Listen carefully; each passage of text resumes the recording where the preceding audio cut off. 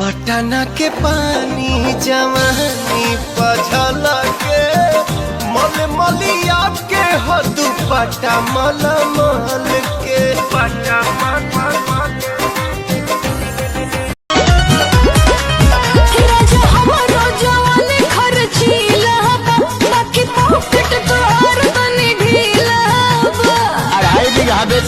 का घरों में सोइबे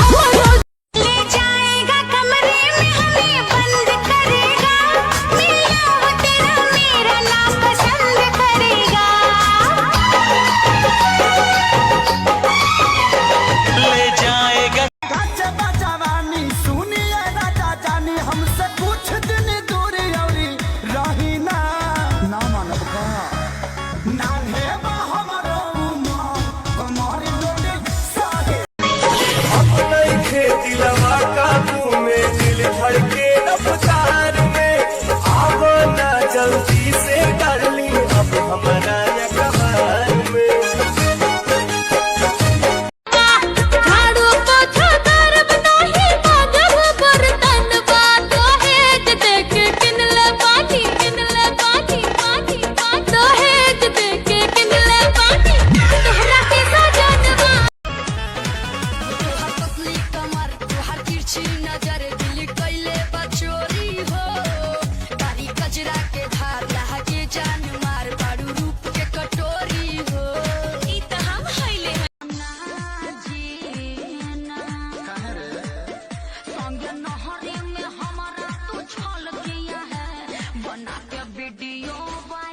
बानी हम न होइले आज शैम्पू से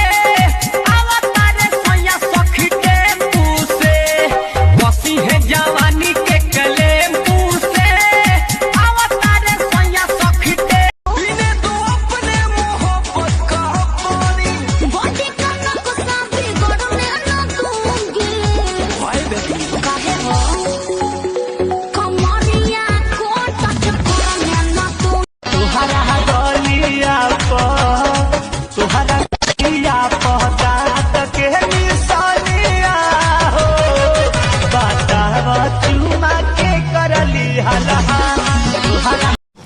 इसी तरह का वीडियो देखने के लिए आप हमारे चैनल को जरूर सब्सक्राइब कीजिए। धन्यवाद।